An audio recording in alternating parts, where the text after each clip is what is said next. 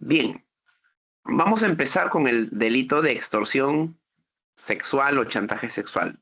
Siguiente diapositiva, por favor. Si nos apoyan en la secretaría. Bien, bueno, hasta que... ahí está, perfecto. Bien, les pido que estén atentos. No son muchas diapositivas, son 13 en general, pero bastante valiosas. Y les comentaba sobre todo que dentro de la búsqueda de información, ¿no? Les doy un dato. Hay muy poca jurisprudencia de estos delitos. Ahora alguien se preguntará, ¿no? Pero, ¿qué ha pasado, no? ¿Por qué no hay abundante jurisprudencia o pronunciamientos, o sea, discrepantes o uniformes, ¿no? De las Cortes Superiores de Justicia o en todo caso de la Corte Suprema, ¿no? Cuando avancemos en su momento, ¿no? Vamos a poder advertir que este delito, dentro de los supuestos que establece la norma penal, en algunos supuestos no establece una pena tan grave, ¿no? Incluso vamos a ver un caso de adecuación de pena, ¿no?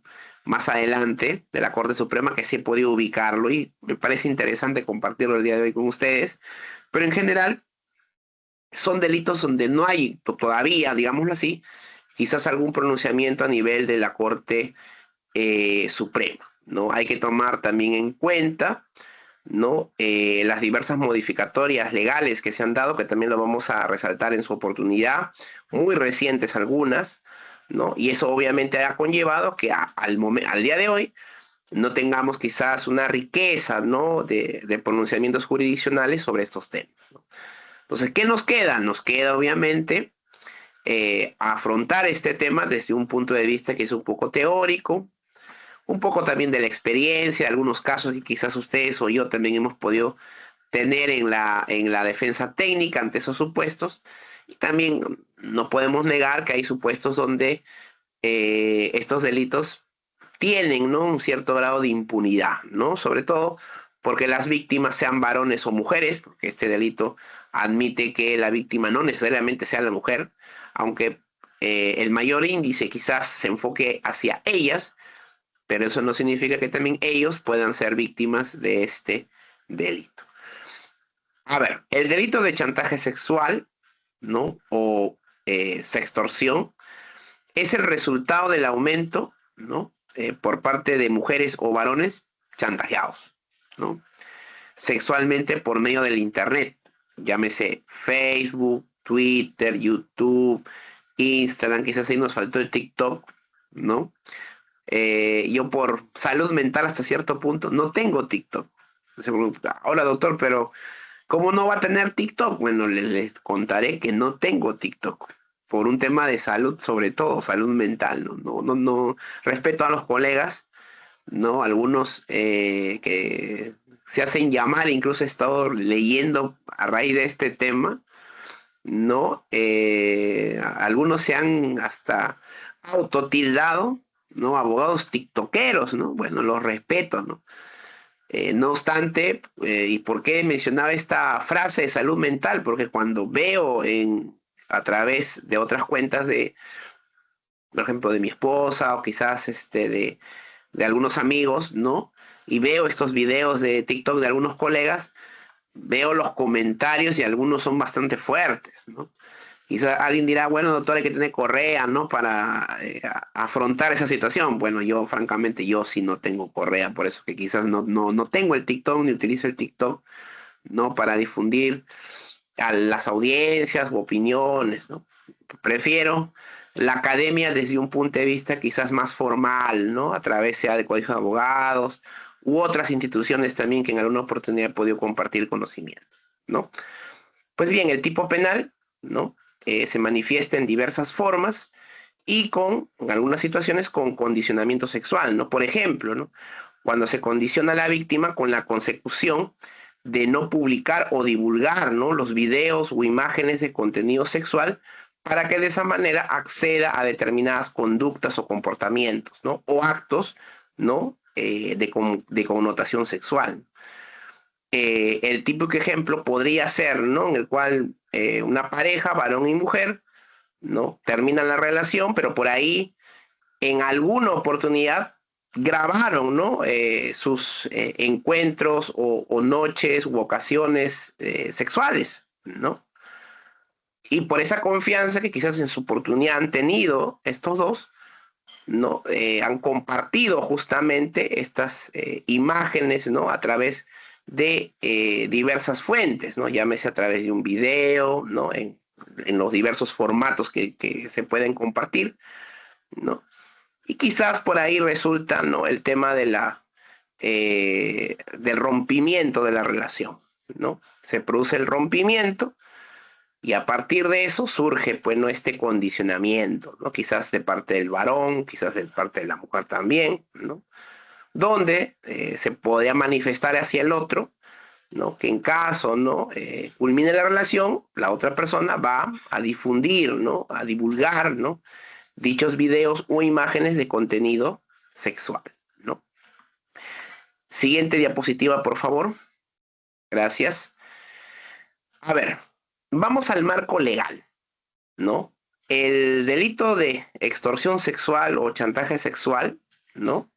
Es importante precisar lo establecido en la ley 30.096, que en su artículo 5A establece el chantaje sexual con materiales elaborados o modificados por medios digitales o tecnológicos. Debemos precisar que este artículo se ha incorporado a esta ley a través del decreto legislativo 1625, publicado el 8 de agosto del 2024, así poco más hace un año. Ahí encontramos un poco la razón del por qué quizás aún no exista, ¿no? Esa riqueza, ¿no? En relación a la jurisprudencia o a pronunciamientos jurisdiccionales, ¿no? ¿Qué señala este articulado? Dice, ¿no? El que, mediante el uso de tecnologías de la información o comunicación, amenaza o intimida a una persona con la difusión de imágenes, materiales audiovisuales o audios elaborados o modificados por medios digitales o tecnológicos, para obtener de ella una conducta o acto de connotación sexual. Será reprimido con pena privativa de libertad, no menor de 2 ni mayor de 4 años e inhabilitación según corresponda, conforme a los incisos 5, 9, 10 y 11 del artículo 36 del Código Penal. De este articulado, de este supuesto normativo, surgen algunas particularidades que vamos a comentar. Primero, la más evidente, la pena. Una pena de 2 a 4 años, ¿no? Alguien dirá, doctor, eso también puede conllevar, ¿no? Hablando ya del proceso penal, ¿no? Al procesamiento de este delito, alguien puede hablar, doctor, eso significa que este delito probablemente no puede estar sujeto a una pena efectiva, ¿no? Ya si hablamos de una pena, ¿no? De un marco punitivo entre 2 a 4 años, alguien va a decir, doctor, que probablemente este delito no va a ser sujeto a una pena efectiva. Segundo, que este delito también se va a prestar a que los imputados o investigados por este delito puedan, ¿no? Optar por una salida alternativa. Esto es, puedan optar, por ejemplo, por una terminación anticipada o eventualmente hasta una conclusión anticipada del juzgamiento, ¿no? Hay esa posibilidad, ¿no? Recordemos también que el hecho que el marco punitivo sea de 2 a 4 años no significa que automáticamente va a ser una pena suspendida, ¿no? La judicatura, ¿no? En base a esa situación, podría también optar, ¿no? La posibilidad de imponer una pena efectiva. Esto en mérito también a que el artículo 57 del Código Penal, que establece los requisitos para la pena suspendida, el juez pueda determinar una predisposición de este sujeto, sea varón o mujer, a cometer esta clase de delitos. Entonces, la pena suspendida no es automática, requiere igualmente una motivación, ¿no? Entonces, puede ser que en el caso concreto, ¿no? Los imputados o sujetos activos de este delito puedan optar por una salida alternativa, ¿no? En aras básicamente de asegurar una pena suspendida, ¿no? Entonces, Lo llamativo sobre este primer párrafo de este artículo 5A de esta ley 30.096 va a ser el aspecto punitivo. Algo también que se introduce, o un supuesto normativo también que se ha introducido, y que me parece resaltante, es que ese material, ¿no? Ese material, dice, ¿no? Audiovisual o esas imágenes, ¿no? Podían ser, dice, elaborados o modificados por medios digitales, ¿no? Ahora que estamos en la era de la inteligencia artificial, ¿no? También en las redes y en los diversos aplicativos, muchas veces se crean videos falsos, ¿no? Videos producidos por las famosas inteligencias artificiales, ¿no? Algo que yo particularmente sigo en redes es, me gusta, tengo una orientación a las películas, ¿no? Entonces, cada cierto tiempo, ¿no? Cuando veo contenidos en Instagram o en YouTube, por ejemplo, ¿no? Se difunde, pues, un avance de tal película y a veces ese avance es falso, ¿no? Si ese avance fue creado por alguna inteligencia artificial, ¿no? O los trailers de alguna vez. Salió el tráiler de esta película que se va a estrenar, no sé, de acá a 1 año, 2 años, ¿no? Pero puede ser, pues, este supuesto tráiler creado por inteligencia artificial. Lo mismo puede suceder también con las personas, ¿no? Es decir, la inteligencia artificial, ¿no? Dependiendo de la información que cuente, ¿no? Quizás podría crear algún video de contenido sexual sobre determinadas personas, donde el contenido de las imágenes no necesariamente se habrían producido en la realidad, sino que habrían sido creadas, habrían sido elaboradas quizás por estas inteligencias artificiales, ¿no? Esa situación bien también podría generar la comisión de este delito, ¿no? El ejemplo clásico podría ser, ¿no? Una pareja, ¿no? La mujer, ¿no? Tiene algunas imágenes quizás, ¿no? De las partes íntimas de su pareja, ¿no? Varón, ¿no? Y podría darse la situación, ¿no? Que a través de esas imágenes, ¿no? Empleando inteligencia artificial, pueda reproducir quizás el acto sexual, no lo sabemos. Y estas podrían ser difundidas, ¿no? A través, ¿no? Previa, ¿no? Amenaza o intimidación, ¿no? Previa amenaza o intimidación, ¿no? Que son los verbos rectores a través de los cuales va a surgir la comisión de este delito. Entonces, la autora o la agente de este caso, de la comisión de este delito, podría afirmar, ¿no? No, pero esa realidad nunca existió, realmente nunca llegamos a eso, ¿no? Nunca llegamos a consumar, ¿no? O nunca se llegó a dar el acceso carnal, ¿no? Pero existe ese video, ¿no? Entonces se puede llegar a determinar quizás, ¿no? Que acá ha mediado la inteligencia artificial. Y eso, el hecho que esas imágenes en la realidad no se hayan producido, no significa que el delito no se haya perpetrado, ¿no? Sino que efectivamente con esta ley ¿no? También se puede reprimir, ¿no? Que en este caso la agente de este delito haya elaborado, ¿no? Este material audiovisual de carácter sexual y que previa amenaza o intimidación lo haya difundido, ¿no? Ahora, el segundo párrafo de este artículo también señala, dice, ¿no? La pena privativa de libertad será no menor de 3 ni mayor de 5 años e inhabilitación cuando concurra cualquiera de las siguientes circunstancias. 1. La amenaza a la víctima, ¿no? Se refiere a la difusión de imágenes, materiales audiovisuales o audios con contenido sexual en los que ésta aparece o participa.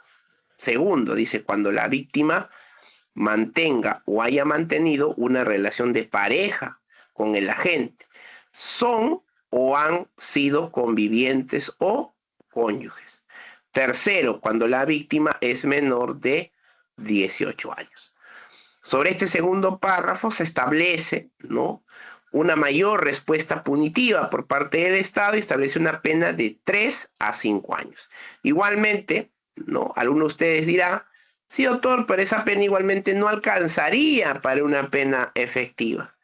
¿no? Bien podría darse una situación de pena suspendida. Es cierto, bien podría darse, pero recuerden también que la pena suspendida exige la motivación y el cumplimiento de determinados requisitos. No es automática, no es automática. Entonces, ese aspecto ténganlo en cuenta. Igualmente, ¿no? Se podría optar por una salida alternativa, ¿no? Llámese una terminación anticipada, una conclusión anticipada, ¿no? Y también debemos tomar en cuenta, ¿no? Que la situación, un ratito por favor, como diría, el derecho penal no descansa, así que ahí estamos.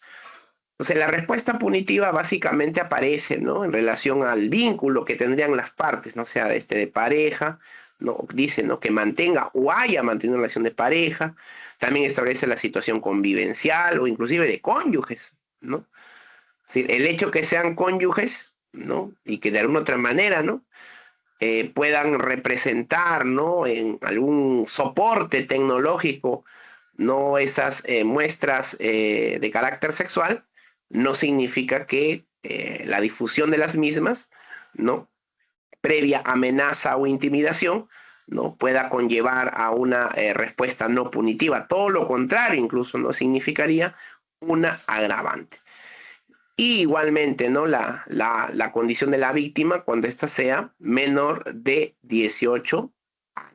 Ahora, lo establecido en esta ley también debe, de alguna otra manera, ¿no? Contrastarse con lo establecido en el artículo 176C del Código Penal, donde propiamente habla del chantaje sexual.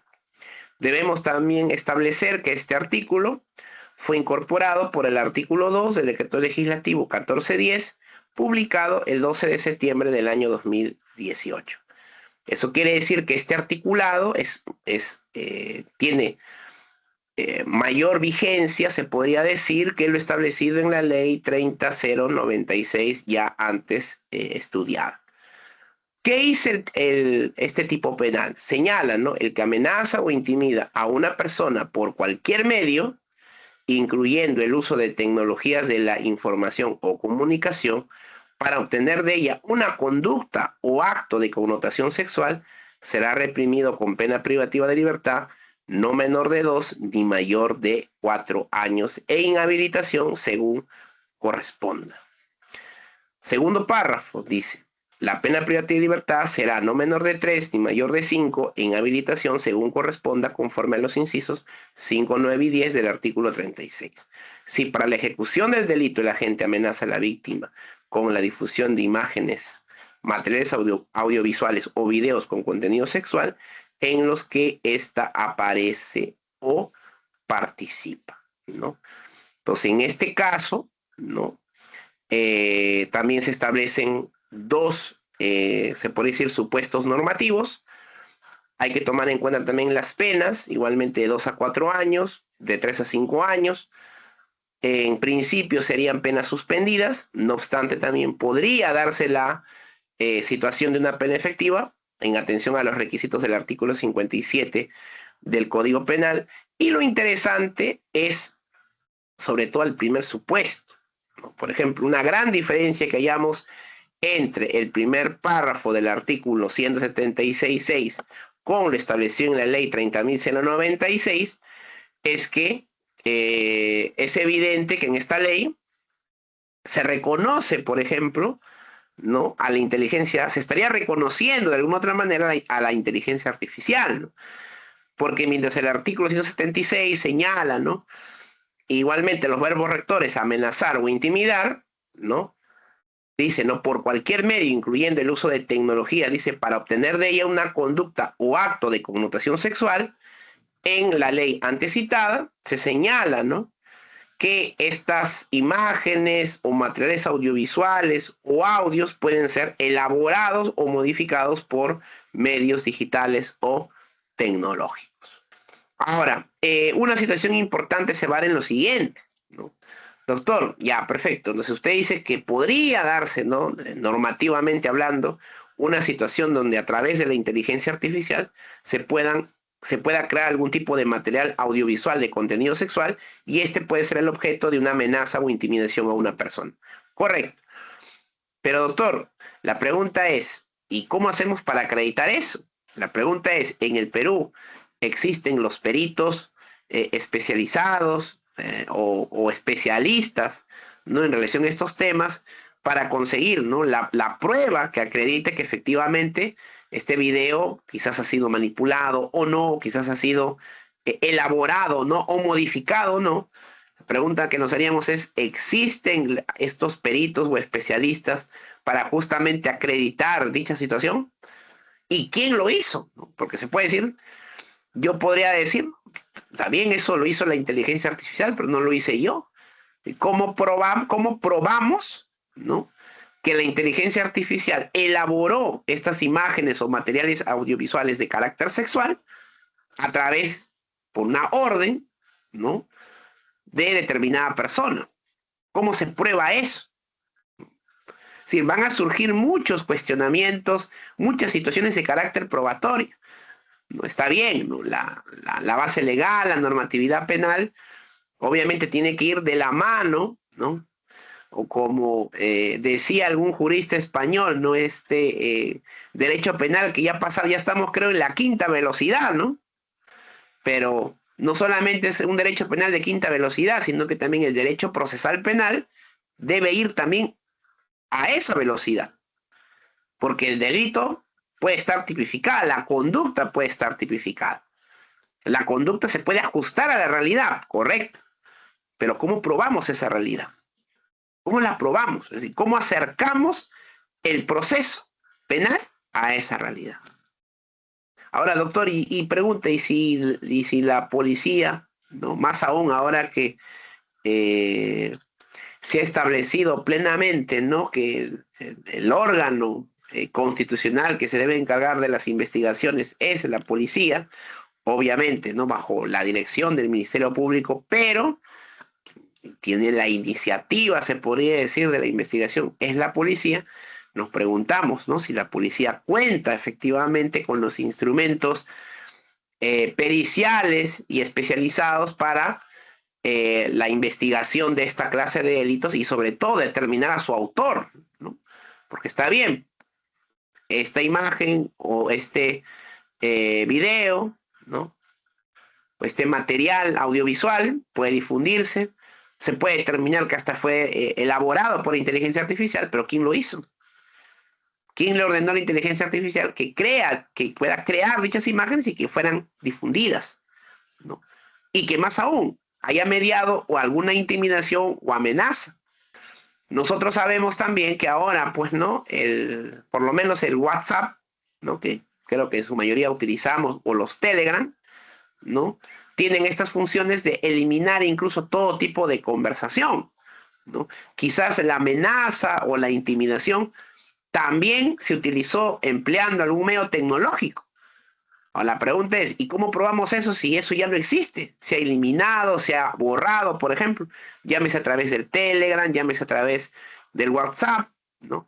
Y la pregunta sería, ¿contamos también con los expertos, con los peritos, con los especialistas para obtener la prueba pertinente y útil, ¿no?, para determinar que efectivamente la amenaza o la intimidación existió previo a la difusión de algún tipo de material de carácter sexual?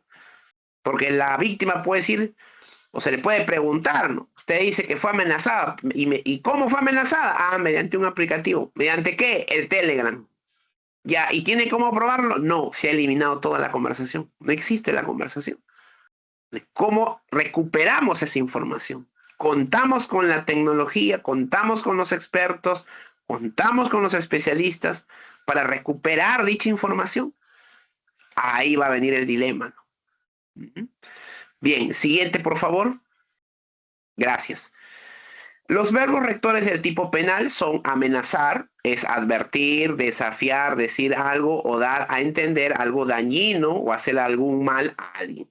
Amenazar. Intimidar, asustar, atemorizar, causar miedo a una persona, ¿no?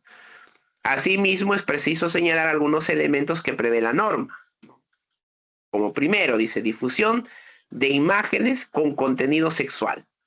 es divulgar conocimientos, noticias, actitudes, costumbres de contenido sexual de la víctima o agente que participa. B, materiales audiovisuales con contenido sexual.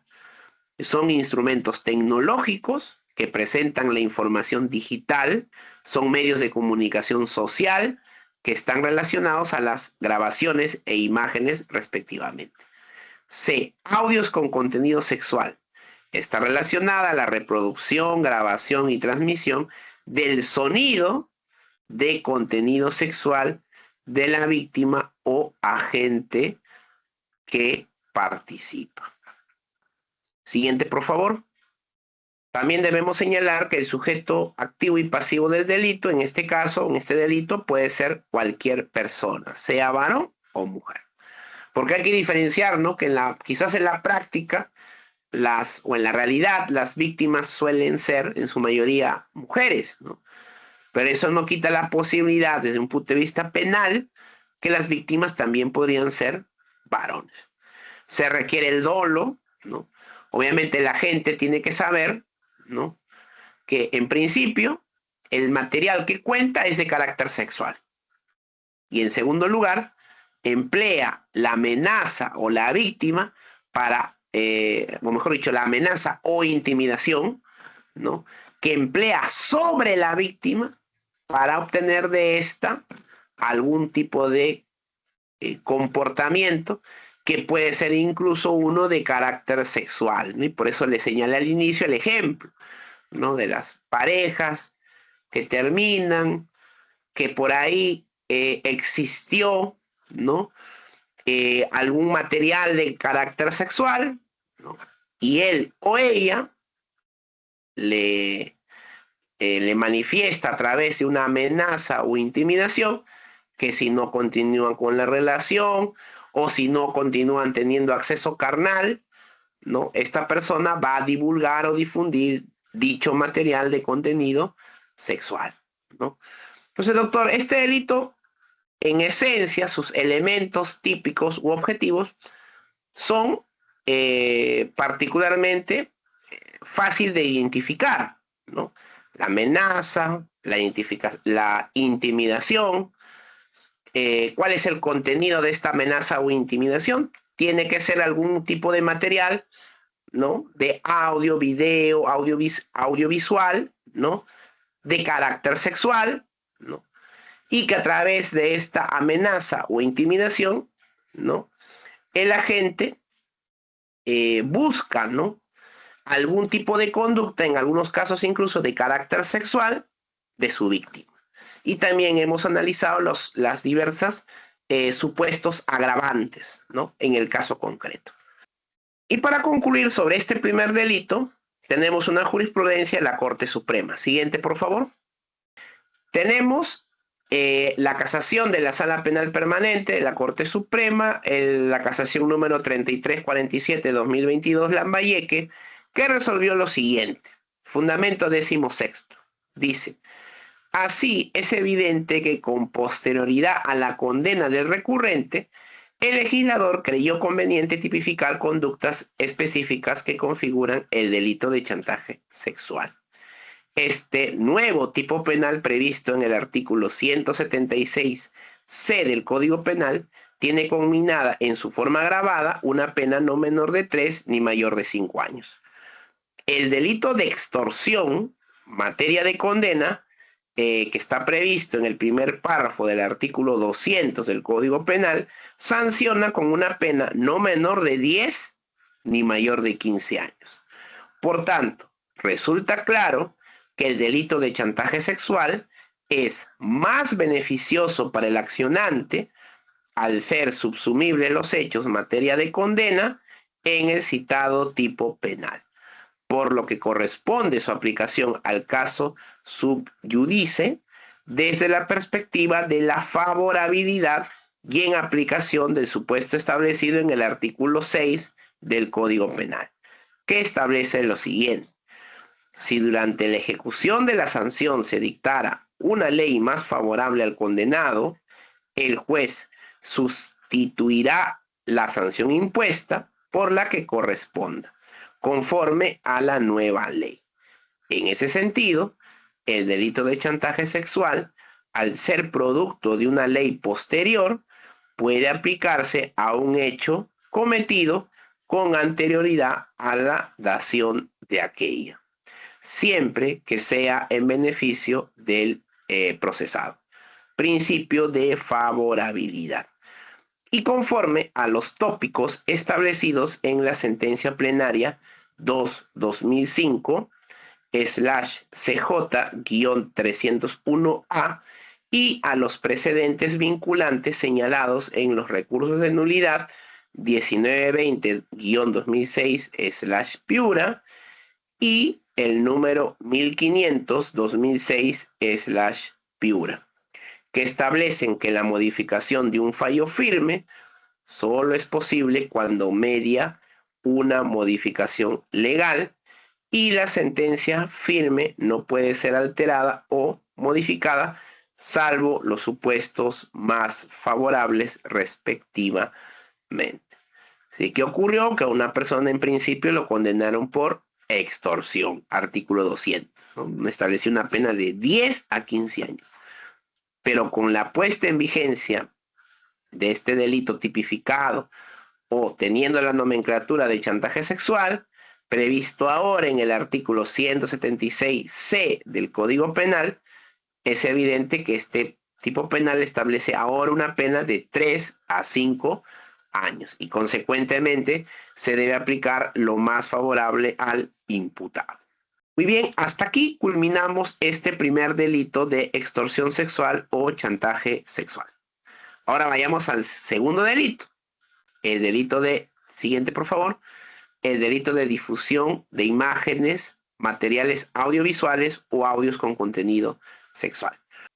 Sobre este punto también tuve que recurrir, ya que no encontraba jurisprudencia nacional, tuve que recurrir a jurisprudencia internacional, ¿no? Y dentro de la información que pude leer, encontré lo resuelto por el Tribunal Supremo Español, ¿no? En el recurso de casación 5039/2021, de fecha 3 de octubre del año 2023. Voy a leer lo que ha resuelto el Tribunal Supremo Español, ¿no? Porque me pareció importante esta sentencia, esta sentencia casatoria, ¿no? Y a través de esta vamos a dar quizás algunos puntos de vista. Dice, son hechos declarados, probados, que el condenado, con el propósito de denigrar la intimidad del que en aquel momento era su pareja sentimental y sin su consentimiento, remitió a un amigo por WhatsApp desde su teléfono móvil una fotografía de carácter sexual, tomada con anuencia de la víctima. En contra de lo manifestado por la sentencia que absolvió al acusado, una sola fotografía satisface el tipo, de modo que se cumplen los requisitos exigidos por el artículo 197, numeral 7 del delito conocido como sexting, que castiga al que, sin autorización de la persona afectada, difunda, revele o ceda a terceros imágenes o grabaciones audiovisuales de aquella que hubiera obtenido con su anuencia en un domicilio o en cualquier otro lugar fuera del alcance de la mirada de terceros. Y señala cuando la divulgación menoscabe gravemente la intimidad personal de esta persona, concluye la sala que el núcleo de la acción típica consiste no en obtener, sino en difundir las imágenes obtenidas con la aquiescencia de la víctima y que afecten gravemente su intimidad. Y apostilla la citada sentencia de unificación de criterios, no podemos aferrarnos en consecuencia a una interpretación ajustada a una defectuosa literalidad que prescinda de otros cánones hermenéuticos a nuestro alcance el núcleo de la acción típica consiste no en obtener, sino en difundir las imágenes obtenidas con la aquiescencia de la víctima y que afecten gravemente a su intimidad. Interesante, ¿no? Esta ejecutoria suprema española, ¿no? A ver, algunos aspectos interesantes, ¿no? Suele darse, ¿no? Y aquí estamos hablando personas adultas, colegas, ¿no? Y no vamos a negar que por ahí quizás todos o algunos de nosotros estamos adscritos a determinados grupos de WhatsApp. Y muchas veces en esos grupos de WhatsApp se comparten fotos, se comparten videos, un material audiovisual, ¿no? Y resulta, como bien lo establece el Tribunal Supremo Español, ¿no? El tipo penal o lo que se sanciona no es la obtención del material, sino la difusión. Es decir, por cualquier medio, yo o cualquiera de ustedes puede obtener material, sea en audio o video de carácter sexual. La sanción es la difusión, ¿no? Doctor, y un ejemplo práctico, ¿no? Podría ser el hecho de que una persona reciba algún tipo de material de carácter sexual. Puede ser que se conozca o no se conozca a las personas, ¿no? Que estuvieran representadas, ¿no? En esa fotografía o en ese video, ¿no? Se pudo haber obtenido, incluso hasta, como dice, hasta con la anuencia, con el permiso, con la autorización de la persona, ¿no? Pero el hecho que se comparta, ¿no? Dicho material con la autorización de la persona involucrada no significa que tú puedas difundir dicho material. Frente a eso, ahora sí, vamos un poco a aterrizar y ver lo que han los pronunciamientos por parte de diversos organismos del Estado, también por la Corte Suprema, sobre este tema. A ver, es así que la Defensoría del Pueblo emitió en su oportunidad un comunicado donde mostró su rechazo ante la difusión en redes sociales de un video que involucra a un efectivo policial teniendo relaciones sexuales con una adolescente en un lugar aún no identificado de la región San Martín, pues el hecho constituiría una grave afectación a la dignidad, identidad e intimidad de dicha menor. Asimismo, podría constituir un delito contra su integridad sexual. Al respecto, el artículo 6.4 del Código de los Niños y Adolescentes establece que cuando algún menor de edad se encuentre involucrado como víctima de una infracción, falta o delito, no se publicará su identidad ni su imagen a través de los medios de comunicación, lo que incluye las redes sociales. Y continúa, dice, en ese mismo sentido, el artículo 154b del Código Penal dispone que la difusión, revelación, publicación o comercialización de imágenes, materiales audiovisuales o audios con contenido sexual de cualquier persona sin autorización es sancionado penalmente hasta un máximo de 6 años de pena privativa de libertad.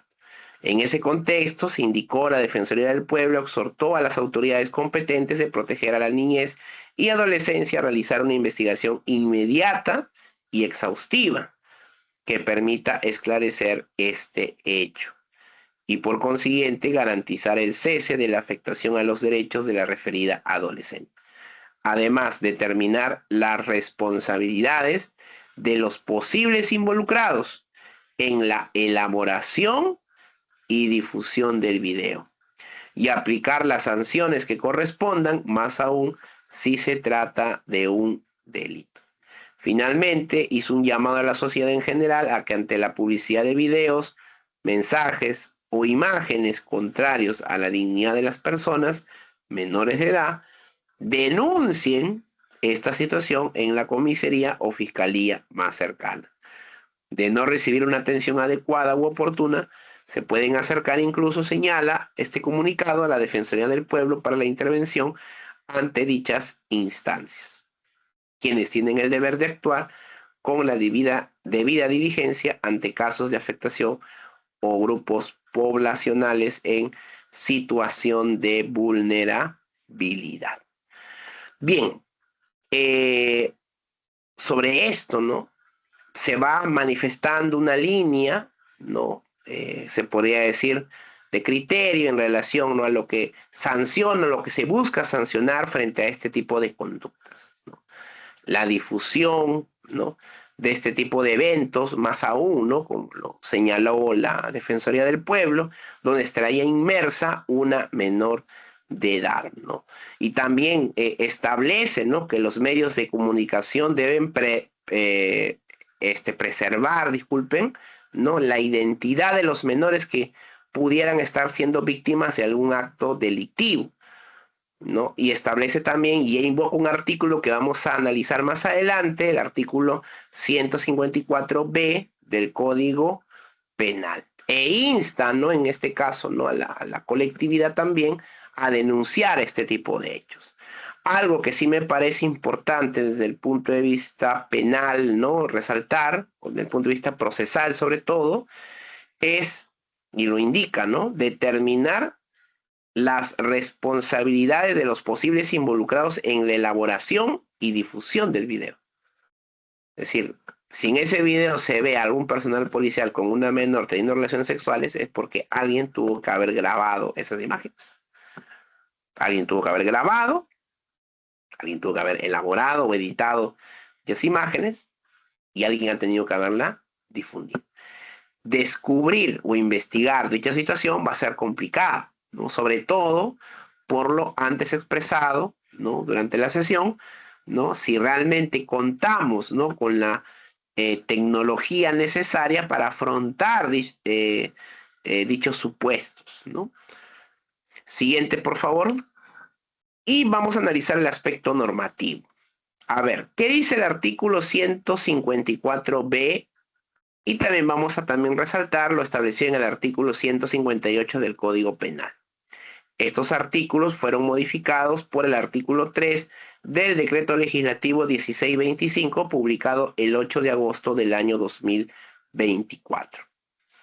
A ver, artículo 158b dice: el que sin autorización difunde, revela, publica, cede o comercializa, son verbos totalmente diferentes, señala imágenes, materiales audiovisuales, audios con contenido sexual, dice, reales, incluidos aquellos que hayan sido elaborados o modificados por medios digitales o tecnológicos, de cualquier persona.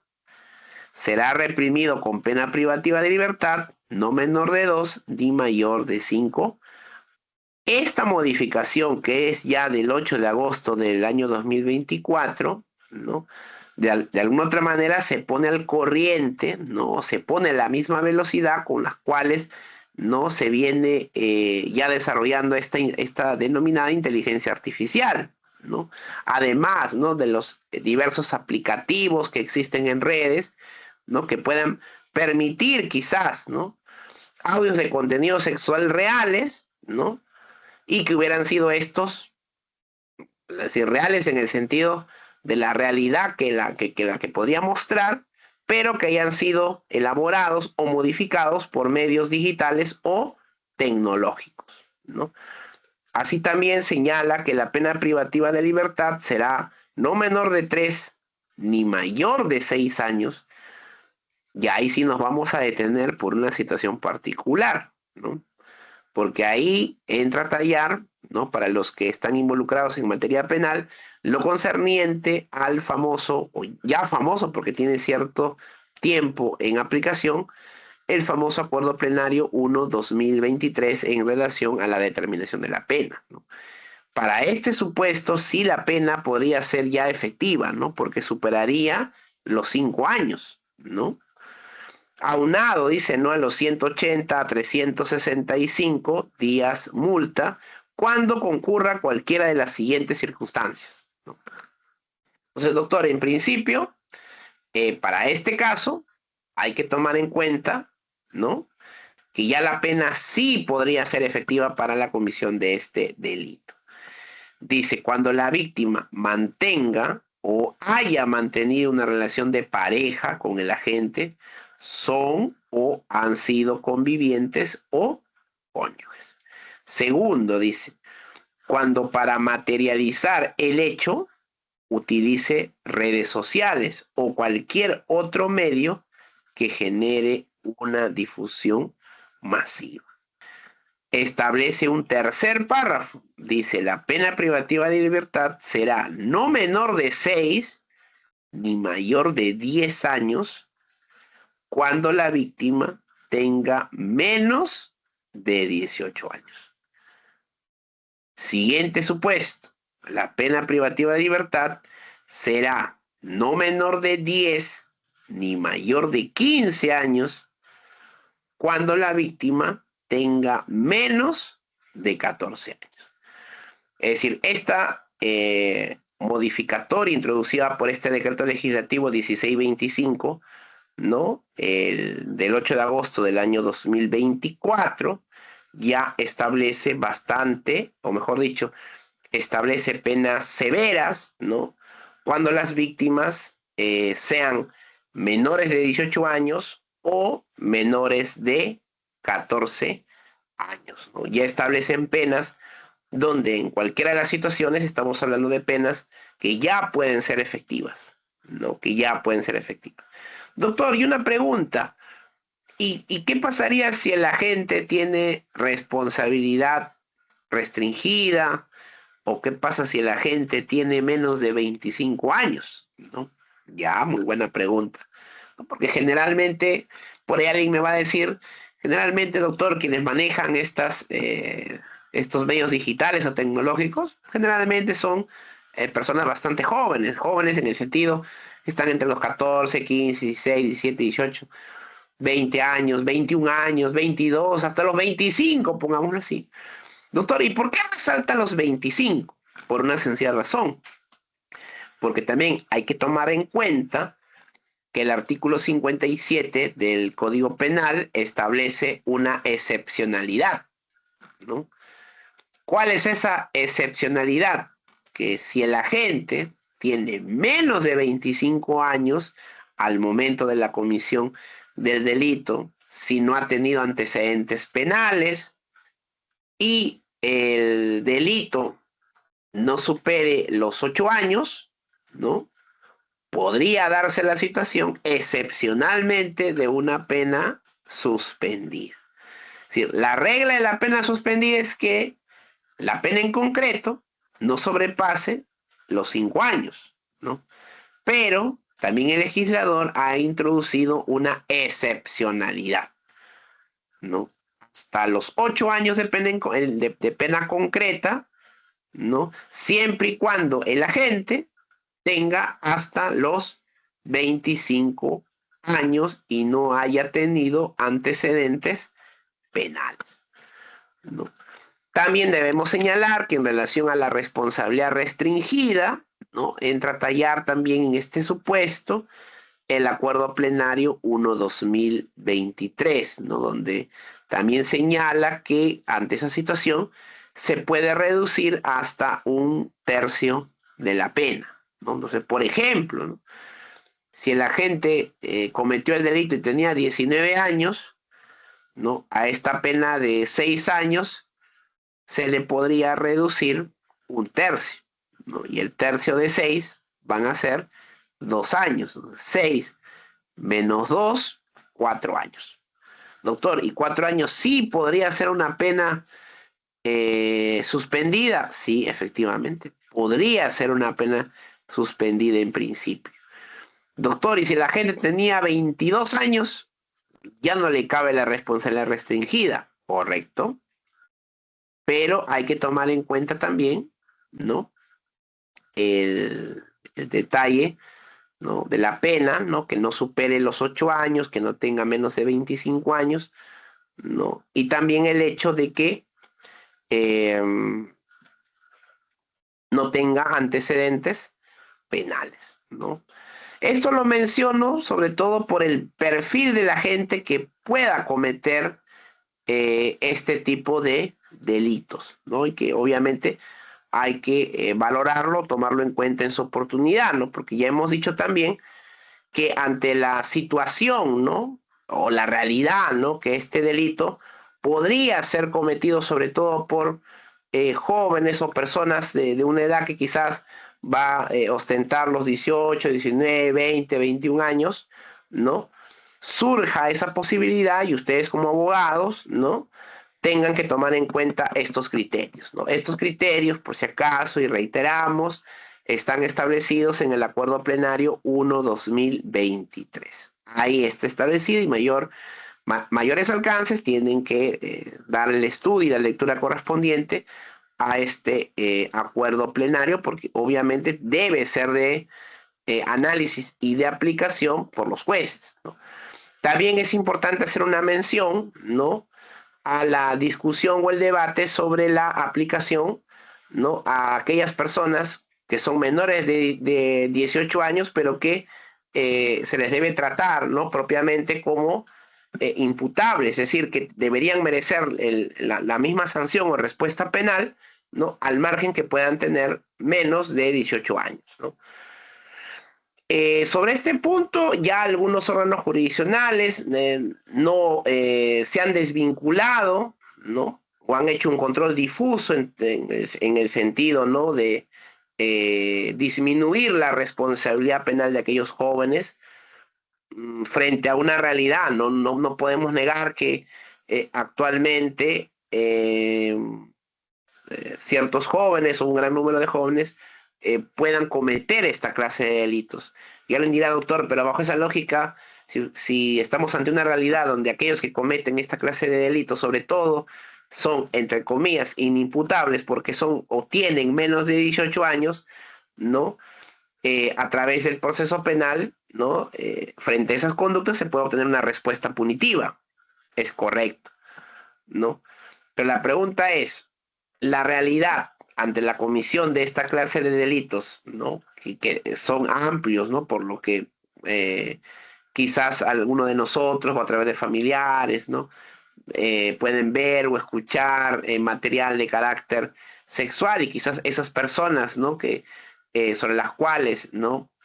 Se representa dicho material, no prestaron su consentimiento para dicha difusión, ¿no?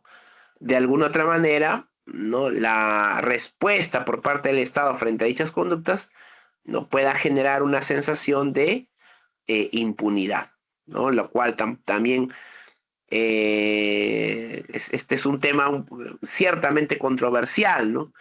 Porque por un lado se dice, no se puede generar una situación de impunidad, ¿no? Jóvenes menores de 18 años pueden cometer estos delitos, pero al contar con esta minoría de edad, ¿no? Ya no podrían ser objeto, ¿no? De una respuesta punitiva propiamente por parte del Estado, ¿no? Sino a través de otras medidas socioeducativas, ¿no? No obstante eso también, ¿no?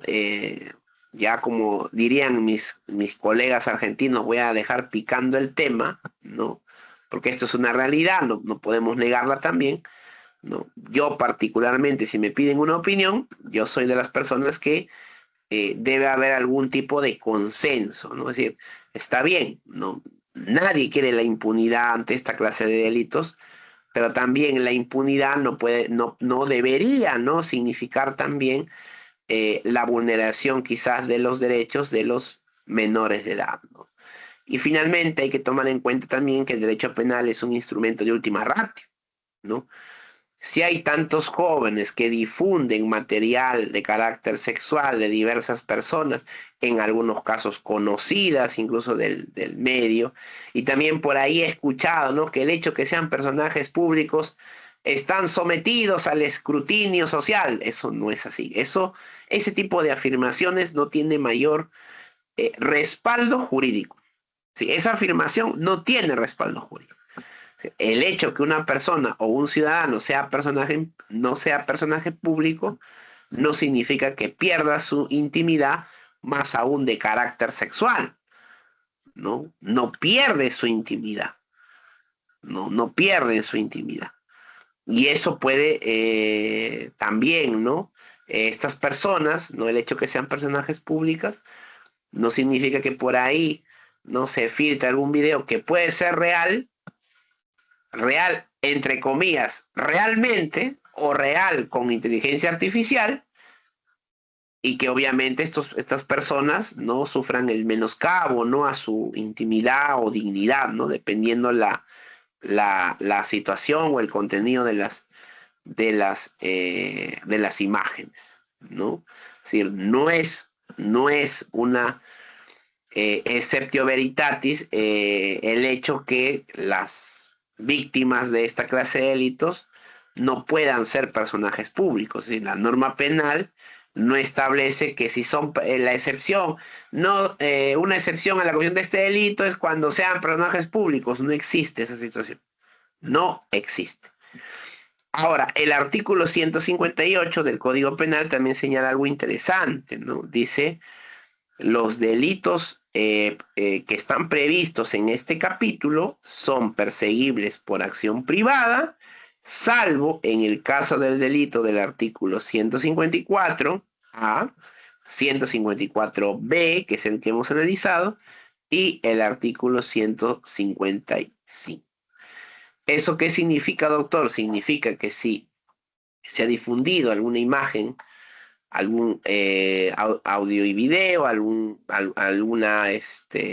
audio de contenido sexual de determinada persona sin su consentimiento, sea, ¿no?, el contenido real o sea el contenido real modificado, ¿no? Estas personas deben solicitar la denominada tutela jurisdiccional ante las autoridades competentes. En el caso concreto, el Ministerio Público, en el caso concreto también la Policía Nacional del Perú. También hemos visto a la Defensoría del Pueblo, que también se podría acudir de alguna otra manera frente a la comisión o estos hechos de carácter criminal. Es decir, no son objeto, ¿no?, del ejercicio de la acción de carácter privado, ¿no? Si, les pongo un ejemplo, ¿no? El hecho, creo que hay una noticia al respecto sobre este punto. No recuerdo los autores o las personas vinculadas, pero más o menos sí recuerdo los hechos, ¿no? Porque sí me interesa compartir para efectos del análisis correspondiente. Vamos a suponer que un personaje público, ¿no?, tiene pues algún tipo de relación, ¿no?, que ya hemos visto, que puede ser una relación de pareja o convivencial o de cónyuges, ¿no? Y de manera consentida, ¿no?, han captado, ¿no?, cierto material, ciertas imágenes en audio y video de estas personas. Pero, ¿qué resulta, no? Que una de las partes, ¿no?, porque termina la relación de mala manera quizás, ¿no?, esta persona toma la decisión de difundir dicho material. La víctima, enterada de dicha situación, porque a través de las redes, amigos, familiares, toma conocimiento de dicha situación y dice, pues no, la única persona con la cual, ¿no?, se realizó el contenido de carácter sexual e inclusive, ¿no?, para salvaguardar la identidad de la otra persona, ¿no?, se modificaron las imágenes a través de inteligencia artificial y no se ve el rostro de la otra persona, más sí de la víctima, ¿no? Pero la víctima sabe quién es, ¿no? O sea, la víctima acude a esta persona y le dice, ¿sabes qué? Mira, ya sé quién eres, ¿no?, ya sé lo que has hecho, ¿no? Y esta persona quizás para evitar el problema dice, pero lleguemos a un acuerdo, le pueda decir o manifestar. Llegamos a un acuerdo reparatorio y concluyamos esta situación, ¿no? Pues bien, esa situación no puede ser, así, a raíz de la modificatoria que estamos advirtiendo, esto ya no podría darse. Es decir, legalmente no podría darse. ¿Qué significa esto, doctor? Si se hiciera la denuncia correspondiente, eso conllevaría al inicio de un proceso penal, al inicio de las diligencias preliminares, ¿no? Y que al margen, ¿no?, de que la víctima hasta cierto punto ya no desee continuar con la denuncia, entre comillas, eso no quita la posibilidad que el Ministerio Público de oficio continúe con la investigación a través de la Policía Nacional del Perú y alcanzar la verdad sobre lo que realmente ocurrió en ese caso. Doctor, ¿y si por ahí la víctima llega a un acuerdo con su agresor y presentan, no sé, un acta de conciliación? Está bien, llegan a un acuerdo, efectivamente, ¿no? El imputado acepta su responsabilidad, pero eso no quita que va a haber una sanción. Sí, esta acta de conciliación quizás lo que pueda representarnos es un acuerdo en el aspecto civil, ¿no? Recordemos también que en el actual proceso penal, la responsabilidad civil es autónoma de la responsabilidad penal. En otras palabras, la responsabilidad civil y la responsabilidad penal van por cuerdas separadas. Cuerdas separadas. Los elementos de la responsabilidad civil son diferentes a los elementos de la responsabilidad penal, o también llamada teoría del delito. Son diferentes, son autónomas, y hay un dato interesante, ¿no?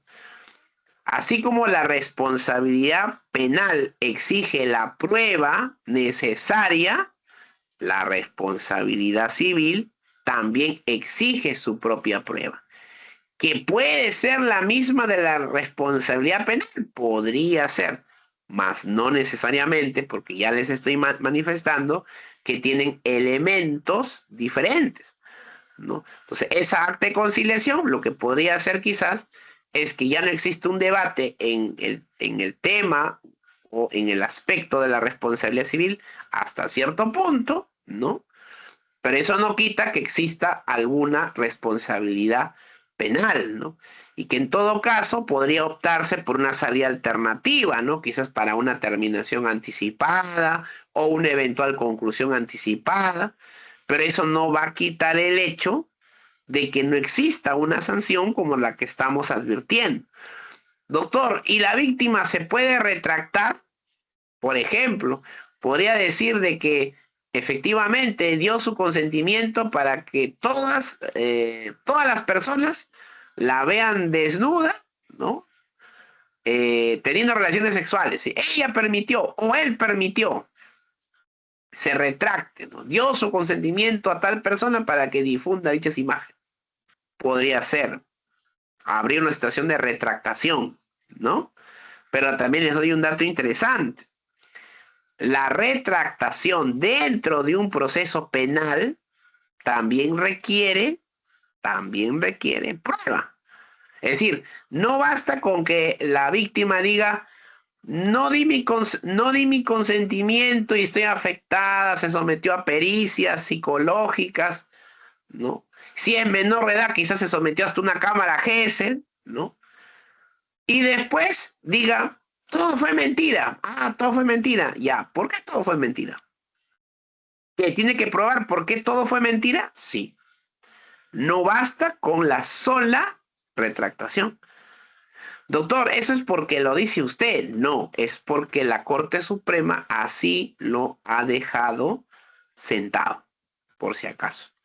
Ya hay pronunciamientos, por lo menos uniformes, sobre ese punto, ¿no? De que la retractación también exige la prueba necesaria. No basta con decir, todo fue mentira, me equivoqué. No, no. Necesitamos algo más. Acreditar por qué se ha dado la retractación. ¿Qué sucedió para que se haya dado esa retractación? No basta con la sola retractación. Muy bien, avancemos, por favor. La siguiente, ya faltan 3 nada más. Estamos dentro del tiempo que más o menos se había calculado. Gracias. A ver, vamos a analizar un poco los verbos rectores del tipo penal, ¿no? Según lo que hemos leído anteriormente, serían difundir, revelar, publicar, ceder, comercializar. Difundir, propagar, extender o esparcir algo como un mensaje o información de forma física o figurada. Revelar, descubrir, mostrar o manifestar algo que estaba oculto, secreto o desconocido. Publicar, acción de difundir o hacer conocer algo a la vista de todos. Ceder, dar, transferir o permitir que alguien alguien o algo pase a disposición, ¿no?, de otra cosa o persona. Comercializar es un proceso de convertir una idea, un producto o tecnología en una propuesta rentable y entrar en el mercado para satisfacer necesidades de consumo, ¿no? Entonces, en este caso, quizás no solamente se han difundido estas imágenes o este material audiovisual de contenido sexual, sino que puede ser que incluso, ¿no?, que se esté comercializando, es decir, que alguien se está aprovechando económicamente de la divulgación o de la difusión o de la publicación de este material de carácter sexual de determinada persona o determinadas personas, ¿no? El objeto del delito van a ser las imágenes, los materiales audiovisuales o los audios con contenido sexual reales, ¿no? El contenido sexual real también hemos visto, según el tipo penal, que puede ser modificado, ¿no? Incluido, dice, aquellos que han sido elaborados o modificados por medios digitales o tecnológicos. Agravantes: la relación de pareja con el agente, son o han sido convivientes o cónyuges, o utilice redes sociales o cualquier otro medio que genere una difusión masiva, ¿no? O sea, también el medio que se está utilizando en el caso concreto, como por la edad también de la víctima que hemos podido advertir. Sujeto activo y sujeto pasivo. El sujeto activo y pasivo del delito puede ser cualquier persona, sea varón o mujer. Igualmente se requiere el dolo, ¿no? Es decir, el agente sabe o conoce que el material audiovisual, que los audios o las imágenes son de contenido sexual.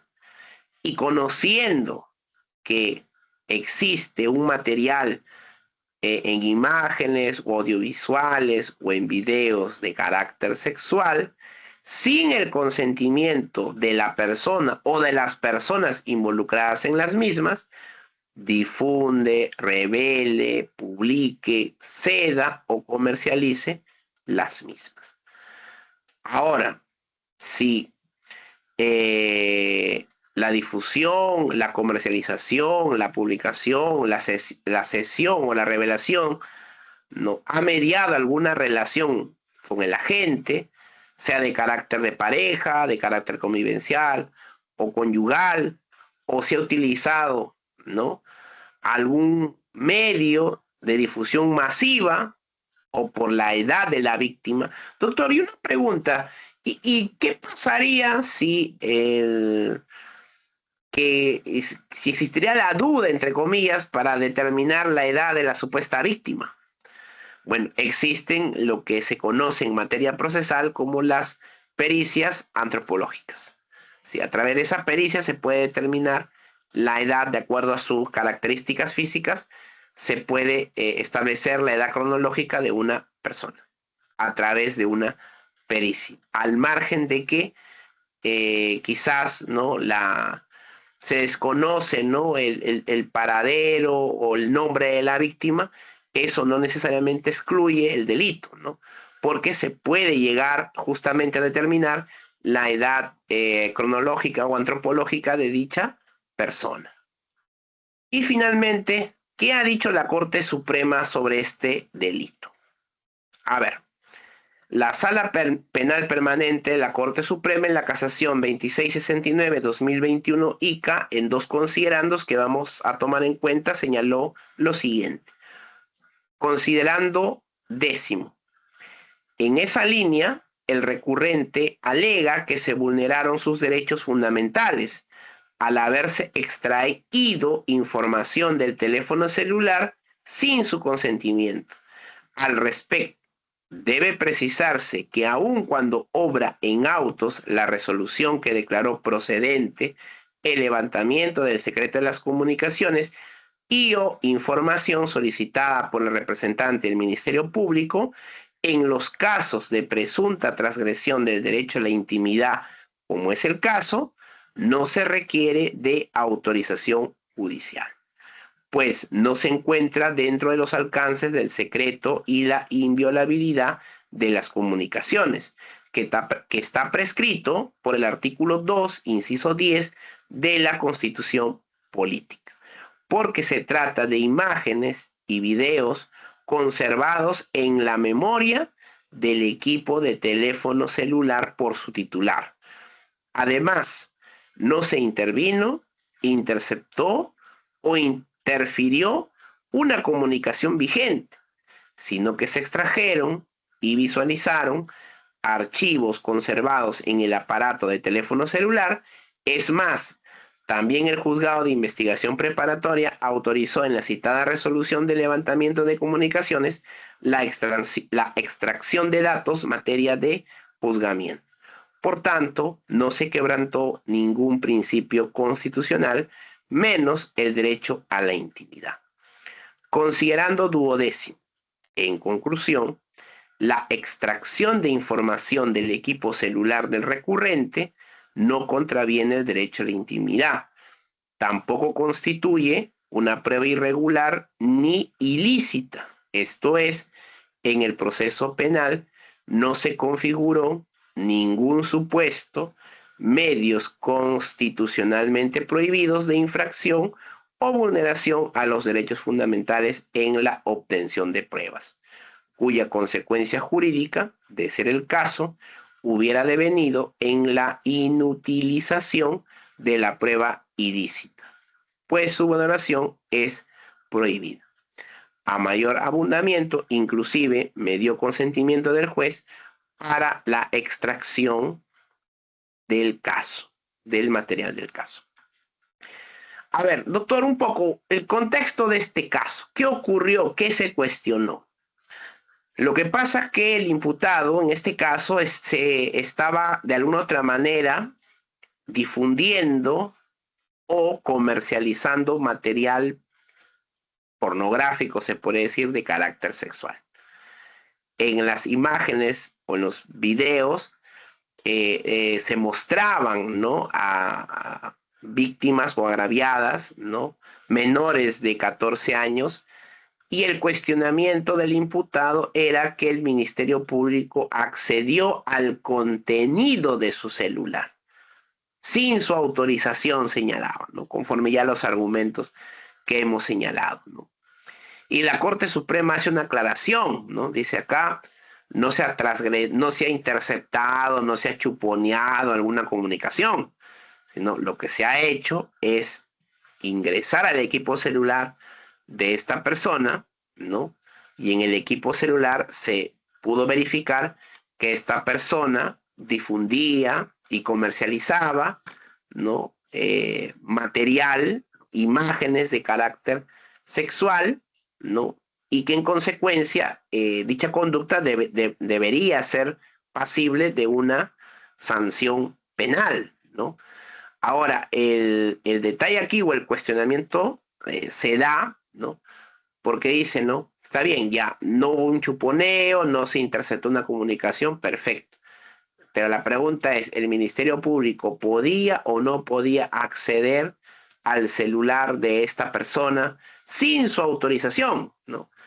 Ese es el cuestionamiento, ¿no? A ver, el detalle es el siguiente. ¿no? El Ministerio Público, así como también las personas investigadas a un delito, tienen lo que se conoce como el derecho a probar. Las partes en un proceso penal tienen el derecho a probar. Y para probar su tesis, llámese la tesis de cargo o la tesis incriminatoria, en contrario, la tesis defensiva o absolutoria, ¿no? Pueden valerse de cualquier medio de prueba, de cualquiera. El detalle es que tanto la obtención de la prueba o de algún material probatorio que pueda sustentar una condena o eventualmente una absolución, ¿no? Dependiendo por qué parte la veamos, ¿no? No significa que se puedan vulnerar derechos fundamentales. Efectivamente, el fin no puede justificar los medios en ninguna situación, al margen del delito que pueda ser objeto de algún tipo de procesamiento penal. No obstante, también lo que se señala por la Corte Suprema es que en virtud a ese derecho, al margen que el dueño del celular no dé su consentimiento, eso no significa que no se pueda acceder al contenido del celular. Para eso también, ¿no? Hay que tomar en cuenta que cuando el Ministerio Público no solicita, por ejemplo, ¿no? una medida, se puede decir coercitiva de carácter real, ya coercitiva de carácter real, como es la incautación, ¿no? Y ante un hecho X, ¿no?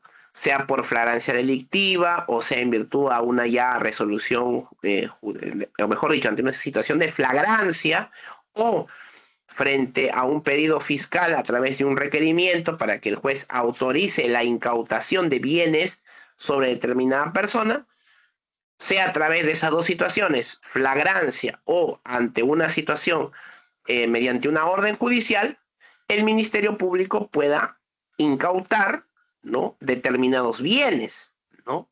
Y estos bienes pueden ser obviamente de propiedad de un investigado o de una persona sometida a una investigación.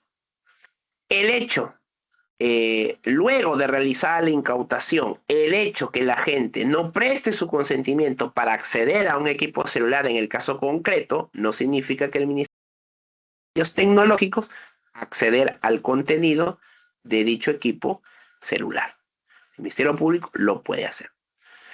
El cuestionamiento sería, ¿no? Si la incautación se produjo ante una flagrancia delictiva o si el Ministerio Público, ya no existiendo la situación de flagrancia, consiguió o no el mandato o la resolución judicial para efectuar la incautación. Ahí sí podría surgir algún tipo de cuestionamiento. Pero si estamos frente a una situación de flagrancia o si estamos frente a una situación de una resolución judicial de incautación de bienes por la evidente, manifiesta, suficiente comisión de un delito, obviamente lo que se pudo obtener de la incautación, y como en el caso concreto, un celular, y que se acceda al celular y a través del celular, del contenido del equipo celular, se pueda verificar o comprobar o verificar la comisión de un delito, como en este caso un delito de violación a la intimidad, ¿no? A través, llámese de la difusión o comercialización de este material de contenido sexual, ¿no? Eso no impide a que este medio de prueba o este celular o el contenido del mismo pueda ser objeto, ¿no? de probanza de la comisión de un delito, como muy bien lo ha establecido la Corte Suprema, ¿no? Bien, algunas conclusiones de la clase del día de hoy. Primero, estos delitos son delitos, se podría decir, nuevos.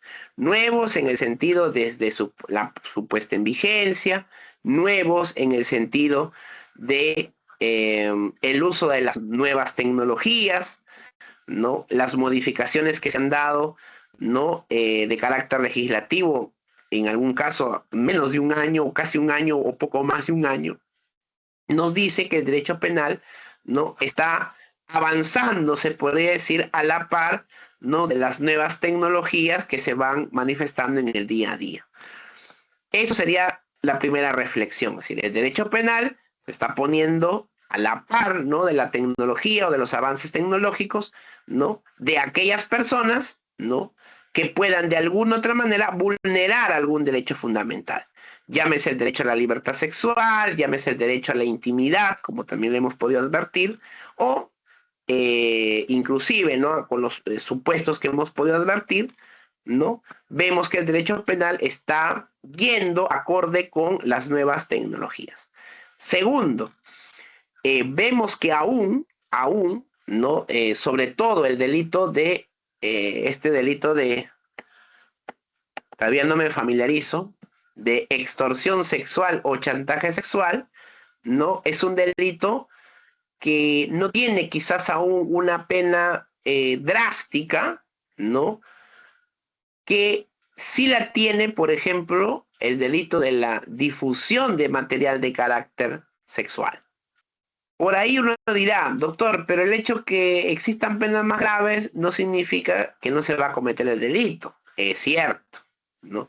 Pero también, por otro lado, no podemos obviar que ante una situación que cada vez es más recurrente, en este caso, el Estado a través del órgano legislativo, merecería quizás, ¿no?, una sanción punitiva mayor. Segunda conclusión, considero que en relación al delito de extorsión sexual, podría, creo yo, analizarse la perspectiva de la pena. Tercero, propiamente desde el proceso penal, ¿no?, estos delitos que se producen en la realidad muchas veces no llegan a un procesamiento y menos, ¿no?, quizás a una sentencia. ¿Por qué? Porque hemos visto diversas situaciones en las cuales los agentes se pueden someter a determinadas medidas alternativas, como por ejemplo una terminación anticipada, una conclusión anticipada, o en el caso también de la difusión, podría darse, ¿no?, una situación de retractación o porque sencillamente las víctimas no denuncian el hecho, ¿no? No denuncian el hecho. Yo me imagino que la cifra negra en relación a estos delitos debe ser bastante alta. En la realidad se producen estos delitos, pero muchas veces no son denunciados. Al margen que actualmente ya los delitos que hemos estudiado el día de hoy, ¿no?, son objeto de un procesamiento de oficio.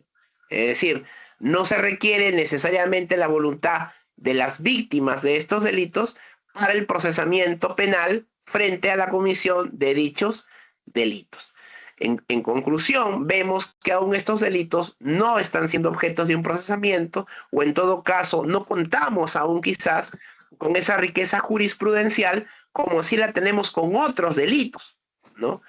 Porque alguien no va a decir, doctor, pero estos delitos no son recurrentes. Es que sí son recurrentes, ¿no? Y son recurrentes porque nosotros quizás pertenecemos a algún grupo de WhatsApp, pertenecemos a determinadas comunidades, o porque estamos suscritos con determinados youtubers, y donde en algunos casos se pueden apreciar, ¿no?, imágenes o audios de contenido sexual, pero muchas veces, ¿no?, o aquellas personas que son víctimas no denuncian, o porque sencillamente el hecho mismo no llega a conocimiento de los órganos persecutores en el ámbito penal.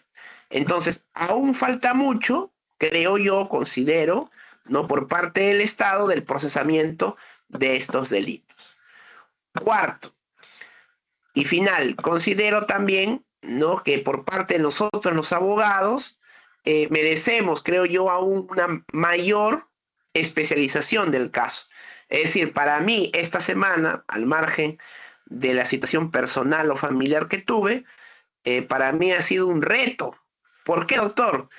Porque estos delitos, y más aún, y voy a hacer una confesión con ustedes, ¿no?, digámoslo así, no soy tan asiduo ni a las redes sociales ni a las nuevas tecnologías, aunque les doy un dato.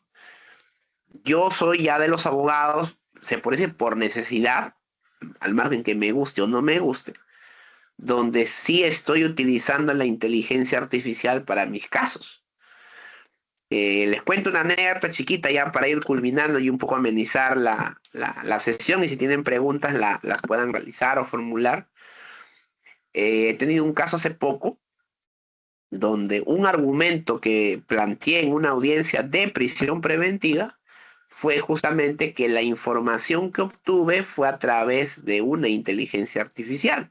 Yo tengo, o estoy adscrito, mejor dicho, a la plataforma de Google, ¿no? Yo pago una mensualidad, no solamente porque las consultorías que yo realizo a través de este aplicativo de Google llamado Google Meet, ¿no? Empleo el Google Meet eh, para ofrecer, se podría decir, las consultorías que brindo diariamente. Grabamos las sesiones y el Google Meet, a través de su inteligencia artificial, me hace el informe de la sesión. Es decir, antes, por ejemplo, les cuento, yo tenía una consultoría con determinada persona, ¿no? Terminaba la reunión, ¿no? En algunos casos se transcribía la reunión y yo le remitía al cliente la grabación de la reunión y la transcripción. Pero ahora el Google Meet no solamente te puede transcribir la sesión, sino que te puede hacer un análisis de la sesión. Y ese análisis también, por ejemplo, yo se la comparto a los, se puede decir, asesorados, que en algunos casos son hasta abogados, porque también viendo asesoría a abogados, ¿no? Gracias a Dios y gracias al conocimiento y también la experiencia, ¿no? Tengo la fortuna también de coadyuvar en la defensa de otros colegas, ¿no? Y tengo esa herramienta, ¿no? Entonces, esa herramienta del Google, que también brinda su inteligencia artificial, me permite a mí en determinados casos obtener información en el momento y presentarla a los órganos jurisdiccionales, ¿no? Y recuerdo en una audiencia hace muy poco de prisión preventiva donde el Ministerio Público, la fiscal del caso, señalaba, ¿no? Cómo el abogado va a utilizar la inteligencia artificial para sustentar, ¿no? Sus argumentos, ¿no? Pero hay un detalle, ¿no? El Código Procesal Penal admite como una forma, y les doy ese dato, admite como una forma de valoración de la prueba las máximas de la experiencia, las reglas de la lógica y las reglas de la ciencia. Es decir, la lógica y la ciencia puede implicar esta ciencia de la tecnología, el empleo y sobre todo la valoración por parte de los órganos jurisdiccionales de la inteligencia artificial. Desgraciadamente para mí, en ese caso, y hoy día hemos tenido ya la audiencia de apelación de ese caso, ¿no? La magistrada que afrontó dicha audiencia no aplicó la inteligencia artificial. Y hoy día ya en una audiencia de apelación de este incidente de prisión preventiva, nuevamente he solicitado la aplicación de la inteligencia artificial en ese caso. Vamos a ver qué ocurre con esta sala, vamos a ver si aplica o no aplica. Doctor, y una pregunta, ya, entonces, un aspecto interesante. Las reglas de la lógica y de la ciencia a través de la inteligencia artificial sí puede ser un objeto, o mejor dicho, sí puede ser una forma de lograr la prueba, claro. Le voy a indicar el artículo, ya, para que en todo caso lo tengan presente en un momento. Acá está. Artículo 158 del Código Procesal Penal, dice: en la valoración de la prueba, el juez, y escuchen bien este término, dice deberá, no dice puede, podrá, no, dice deberá, es un deber jurisdiccional.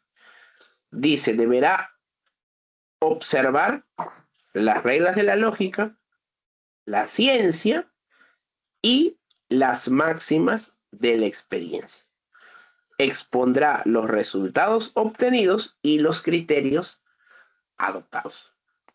Conclusión, sí se puede utilizar la inteligencia artificial, más aún porque el empleo de la inteligencia artificial es una fuente abierta para todos, ¿no? Inclusive, en el caso en concreto, ¿no? Se dio la información que me proporcionó la inteligencia artificial al margen del Google, también estaba contenida hasta en el Wikipedia, ¿no? Que es una información ya de fuente abierta que no necesariamente hay que pagar, ¿no? y que también contenía muchos de los aportes que indicamos a través de la inteligencia artificial. En conclusión, ¿no? ¿Y por qué esta reflexión? ¿No? Porque considero que no solamente se trata de que el derecho penal vaya acorde con la realidad situacional, ¿no? En relación a los medios tecnológicos, en relación a las conductas que pueden significar la vulneración de derechos, como la libertad sexual o la intimidad, sino que también esto va a demandar una especialización por parte de nosotros como abogados y sobre todo por parte de los órganos persecutores del delito, concretamente el Ministerio Público y ahora la Policía Nacional del Perú, ¿no? Porque no solamente se trata de crear nuevas figuras delictivas o ponerlas acorde con las nuevas herramientas tecnológicas, sino que también poder contar con las personas y los medios para determinar las responsabilidades penales correspondientes. Muy bien, colegas, hemos culminado. Si tienen alguna pregunta, encantado. Y si no, vamos a culminar esta sesión. Así que los invito, ¿no?, a seguir especializándose en esta clase de delitos. Los felicito por participar del diplomado, ¿ya? Y de mi parte, tengo redes sociales, si bien es cierto, no tengo el TikTok, pero sí tengo el Facebook, donde está con mi nombre, Erickson Costa Carúa Vilca, o en todo caso también el Instagram, también pueden buscar, y quizás a través de estas plataformas, yo publico muy poco, y si publico algo es de carácter sobre todo académico, ¿no? Quizás podamos compartir conocimientos o como indiqué, ¿no? También la posibilidad de poderlos asesorar, ¿no? O realizar las consultas si lo creen conveniente. Muy bien, en la Secretaría, en la coordinación académica, hemos culminado la clase del día de hoy. Muchas gracias. Buenas noches, doctor. Muchas gracias por su ponencia. Vamos a esperar, por favor, unos minutos a ver si los participantes tienen alguna consulta sobre lo que ha puesto. Y, a ver, quien desea hacer consulta lo puede habilitar, puede encender su micrófono, hacer la consulta o también nos puede escribir en nuestro chat. Doctor, tenemos una pregunta en el chat. Nos escribe Fiorella Ipanaque. Ella consulta, doctor, una pregunta. Al intermediario de una empresa que difunda imágenes sin el consentimiento de la víctima, ¿el intermediario respondería como autor o la empresa también sería responsable? Muy bien, en ese caso, esta empresa muy bien podría ser asumida como una tercera civil responsable del hecho, ¿no? El detalle es el siguiente, ¿no? Es decir, la empresa obviamente tiene un representante, tiene un apoderado, tiene un gerente, tiene un director, ¿no? Dependiendo la modalidad, o más aún si se trata de una IRL, ¿no? Porque podría darse, digo yo, ¿no? A ver, vamos por lo simple y lo complejo, ¿ya? Lo simple sería una IRL, ¿ya? Esta persona se puede dedicar a la comercialización de estas imágenes, por ejemplo. Pero no lo hace él, sino lo hace a través de una IRL, por ejemplo, ¿no? Entonces, la difusión se estaría realizando a través de esta IRL, ¿no? Pero la pregunta es, para que esta IRL difunda como persona jurídica, alguien, si una persona natural, ha tenido que haber tomado, ¿no? O también alterado, ¿no? O de alguna forma conocido de este material. Si se descubre, ¿no?, por ejemplo, que esta persona es a su vez el titular de una IRL, obviamente esta persona, ¿no?, sería el autor del delito y estaría utilizando en este caso a la empresa para realizar la difusión, ¿no? Ahora, el detalle, me parece interesante la pregunta, va a ser cómo determinar, porque la empresa puede decir, llegaron a mí estas imágenes, ¿no? Perfecto, pero ¿cómo llegaron? Pues, porque el representante legal tendrá que decir cómo llegaron estas imágenes. Y una pregunta interesante, ¿usted sabía que estas imágenes eran o no eran de contenido sexual? Si es evidente, si es manifiesta que sí lo eran y habían determinadas personas, La pregunta por parte del Ministerio Público podría ser, y usted como gerente, representante, apoderado, lo que fuese, ¿no? Buscó a las personas, intentó saber quiénes son estas personas, ¿no? Ahora, el representante puede decir, no, solamente estas imágenes llegaron a nosotros y las difundimos. Lo que ocurre es que el tipo penal señala, ¿no?, que cualquier material de carácter auditivo, audiovisual o en imágenes, en este caso fotografías, podría ser, ¿no? Si son de contenido sexual y están involucradas personas, no se deben difundir, porque si se difunden, se comete el delito. El reto del proceso penal es determinar, primero, cómo llegaron las imágenes a dicha empresa para que los difunden. Hay plataformas, ¿no? No voy a mencionar algunas son ya conocidas por quizás todos, ¿no?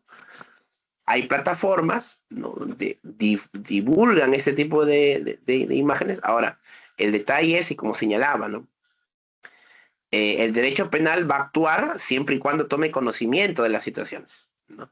Y alguien dirá, doctor, pero para la fiscalía no sería fácil levantar un acta de información abierta y determinar quién es el titular, o mejor dicho, que existe esa página donde se está divulgando material de carácter sexual. Claro, el detalle está en descubrir quiénes forman parte de dicha empresa o de dicha página que está difundiendo dicho material. Ahí está el reto por parte del Ministerio Público. ¿Por qué?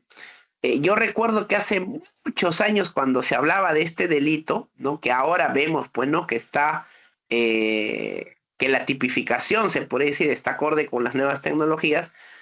Un cuestionamiento que se hacía, recuerdo, es, ¿qué pasaría si la página no está en el Perú?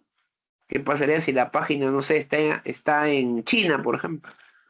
Y la página está en China, pero el IP está en Rusia, y los que manejan la página, no sé, pues están en Brasil, por ejemplo. Entonces, ¿cómo hacer ante esa situación? ¿Cómo determinar a los autores de dicho acto criminal?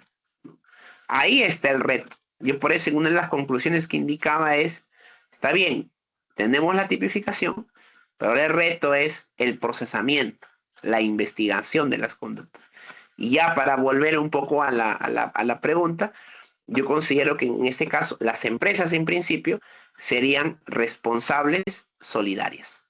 Es decir, debe mediar, y eso tendrá que ser objeto ya del procesamiento y la investigación, ¿no?, de que estas empresas con los autores debe existir algún tipo o alguna relación de dependencia o de representación que pueda conllevar a la autoría de las personas naturales, y obviamente la responsabilidad correspondiente por parte de estas empresas, que sobre todo se vería reflejada, ¿no?, en lo que competiría a la responsabilidad civil, a la interrogante planteada por la colega.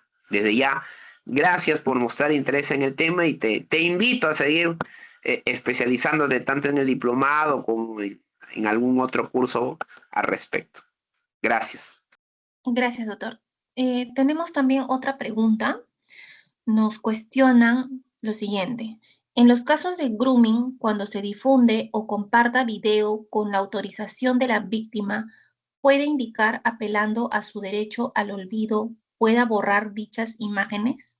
Ejemplo, si una persona X es deudora y publican que se está rematando su inmueble. Sin embargo, al pagar toda la deuda, puede apelar a su derecho al olvido para que se borre la difusión. Muchas gracias por la respuesta. Ay, disculpe, me estaba apagado el audio. A ver, en principio vamos un poco, ya que estoy acá con la computadora, conocer un poco del grooming. Para tenerlo claro todos, el grooming se deletrea, me corrigen si es así o no, Grooming. ¿Así es, correcto? Ese es el Correcto, término, doctor. ¿no? ¿Sí? Sí, doctor. Ya, perfecto. A ver, ¿qué implica esta denominación? Implica o tiene el significado, se conoce como un engaño pederasta, ¿ya? Dice, alude a conductas de acercamiento o preparación para un determinado fin, o también denominado ciberacoso. Es una serie de conductas y acciones emprendidas por adultos, en muchos casos a través del Internet, con el objetivo deliberado de ganarse la amistad de menores de edad, creando una conexión emocional con los mismos, con el fin de ganarse su confianza y poder chantajear emocionalmente o abusar sexualmente de ellos. En algunos casos se puede buscar la introducción del menor al mundo de la prostitución infantil o a la producción del material pornográfico. Las víctimas pueden ser tanto varones como mujeres. Ya.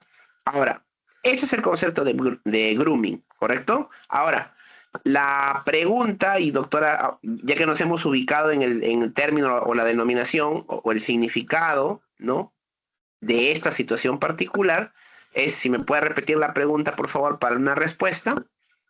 En los casos de grooming, cuando se difunde o comparta video con la autorización de la víctima, puede indicar, apelando a su derecho al olvido, pueda borrar dichas imágenes. Ejemplo, si una persona X es deudora y publican que se está arrebatando su inmueble. Sin embargo, al pagar toda la deuda, puede apelar a su derecho al olvido para que se borre la difusión. Ya. A ver, el derecho a la intimidad forma parte de un derecho mucho más grande llamado el derecho a la autodeterminación. Es decir, si una persona, ¿no? A través, ¿no? de una remuneración económica cede, ¿no? sus derechos, ¿no? Para que se pueda, su derecho, mejor dicho, cede parte de sus derechos a la intimidad, porque la intimidad es un derecho irrenunciable, pero cede cierta parte de ese derecho. ¿En qué ámbito? En su ámbito sexual.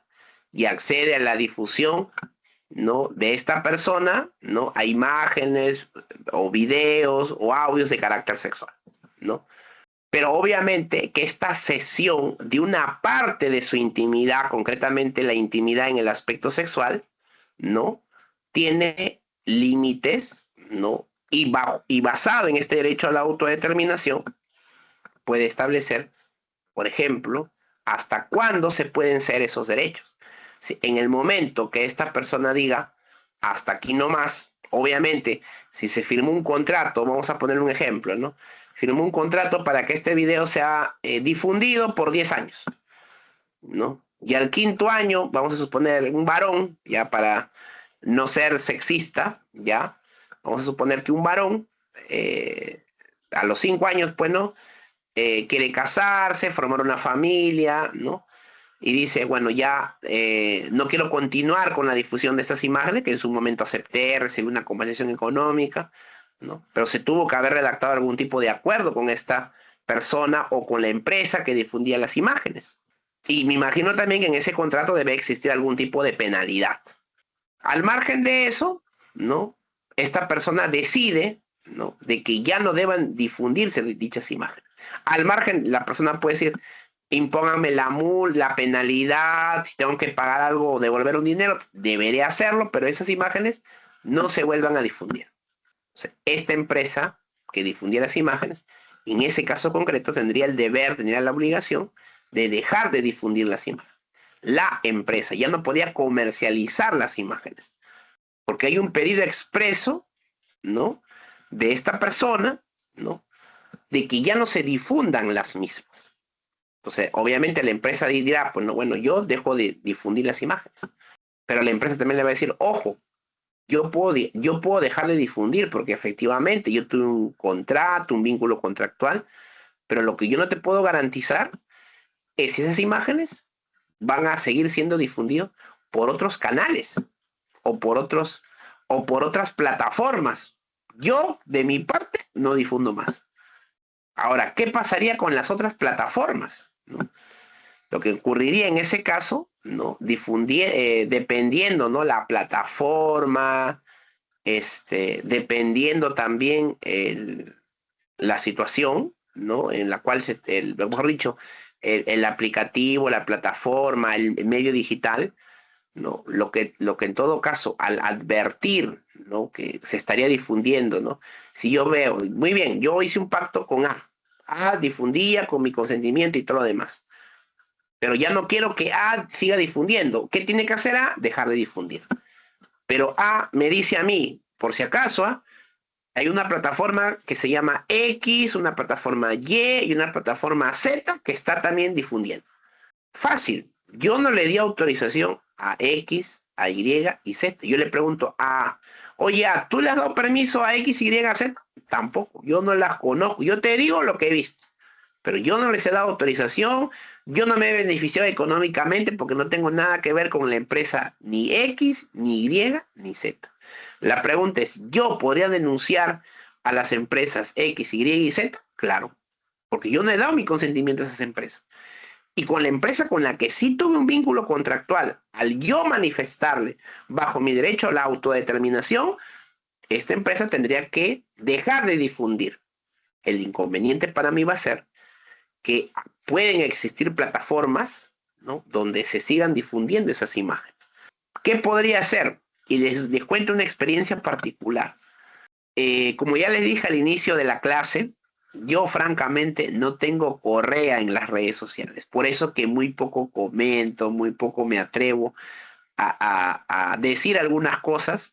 Pero yo prefiero no hacerlo, ¿no? Y cuando me he manifestado de algún tema mediático o quizás relevante, lo he hecho a través de estos espacios académicos, ¿no? Donde hay un grado de respeto, donde puede haber consenso o no, puedo discrepar, pero todo de manera muy alturada, ¿no? A diferencia del escrutinio de las redes y plataformas, ¿no? Entonces yo el año pasado asumí un caso mediático y ese caso mediático conllevó a que una plataforma a unos comentarios que no tenían nada que ver con el caso, sino eran cuestiones personales, ¿no? ¿Y yo qué hice ante esa situación? Denuncié dicha plataforma ante el Google, porque era el servidor Google y creo que otro servidor más que publicaba esa información. Denuncié el hecho a Google y cuando volví a revisar si existía la página, ya no existía. Obviamente a Google, el correo que remití, adjunté, ¿no? el enlace, me pidió una serie de requisitos que todos los cumplí. Remití la información y cuando volví a hacer la búsqueda, ya desapareció la página. Me imagino que Google la habrá desaparecido. Supongo que esa situación, ante el ejemplo que les he dado, esta persona podría hacer lo mismo. Ahora, sobre un tema de deudas, si no sé, pues, ¿no? Si, bueno, no podría decirles un ejemplo particular porque en mi vida, voy a hacer también una infidencia, no he tenido deudas, no sabría decirles cuál es el procedimiento, ¿no? Pero yo supongo, creo, ¿no? Y lo que en algún momento he tenido conocimiento básico es esta famosa plataforma Infocor, que sé que para acceder a ello o obtener información hay que pagar, creo un derecho, desconozco cómo es el trámite. El detalle está, ¿no? Esa plataforma difunde un aspecto privado de una persona, ¿no? Pero así como el derecho privado, así como existe el derecho a la privacidad, también existe la intimidad. El detalle es que mientras la intimidad no tiene excepciones, salvo el consentimiento de la persona, aún así el derecho a la intimidad no se pierde, sino como dije, ¿no? Se puede restringir, se puede ceder en un determinado ámbito. La privacidad también es otro derecho fundamental, pero donde tiene mayores excepciones o mayores restricciones. No sé, si yo tuve una deuda con una entidad bancaria, la entidad bancaria se le ocurrió publicar en su página web, estos son los mayores deudores, no sé, de la entidad Banco X, ¿ya? Banco X publicó, no sé, en su canal de Instagram los mayores deudores y aparezco yo como deudor. Yo deseo que esa información se elimine. En ese caso tendré, en principio, recurrir a la entidad, ¿no? Primero recurrir a la entidad. Ahora, ya les adelanto que las deudas forman parte del derecho a la privacidad, no del derecho a la intimidad. La entidad bancaria me puede decir, ¿sabe qué? Bajo la exceptio veritatis, lo que yo dije es verdad, tú me estás debiendo. y eres efectivamente uno de los mayores deudores del banco. Ahora, doctor, ¿y si yo pago? Ya, el banco, ¿qué tendría que hacer? Tendría que eliminar la publicación donde aparezca yo. Doctor, pero ¿y si eso ya se difundió en otras plataformas? ¿Qué puedo hacer? Hacer lo que hice en su momento yo, es decir, buscar la plataforma, encontrar el mecanismo a través del cual solicitarle que se dé de baja o se elimine dicha página y listo. Mayor alcance de eso, desgraciadamente no lo podría hacer porque no me encontraba en una situación y porque el estudio en el cual yo trabajo solamente ve penal. Es decir, esa es otra eh, particularidad de mi persona, es que en mi estudio solo vemos asuntos penales, no veo ningún otro asunto. Es decir, yo desde que amanezco veo derecho penal, proceso penal y hasta que duerma veo lo mismo. O sea, a veces cuando me preguntan algunos colegas algunos temas que quisieran no darles algún tipo de respuesta, y más aún si no tengo ni la experiencia personal en algunos puntos, lo que hago yo es derivarlos quizás a algún otro colega que tenga la especialidad y con gusto, ¿no? Pueda darles una mejor respuesta. Yo no soy de los abogados que doy una respuesta arriesgándome a que puedo estar equivocado y ocasionarle un perjuicio a alguien, ¿no? En mi vida particularmente, desde que ya algunos años tengo la especialidad solo en materia penal, no lo hago. Eso sería un poco la respuesta y un ejemplo, ¿no? A las situaciones que en vida inclusive podemos ser objeto. Gracias por la pregunta. Gracias, doctor, por su respuesta. No sé si habría una pregunta más de nuestros... A ver, en el chat nos escriben. Ok, la participante que hizo las consultas le agradece también, doctor. Me parece que ya no hay más preguntas, doctor Costa.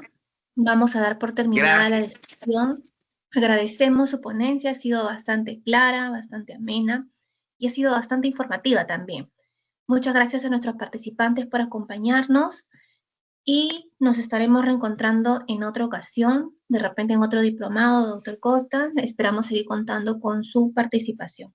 Muchas gracias a todos nuestros participantes y no se olviden que el día de mañana tenemos un control de lectura y eso sería con todos. Muy buenas noches.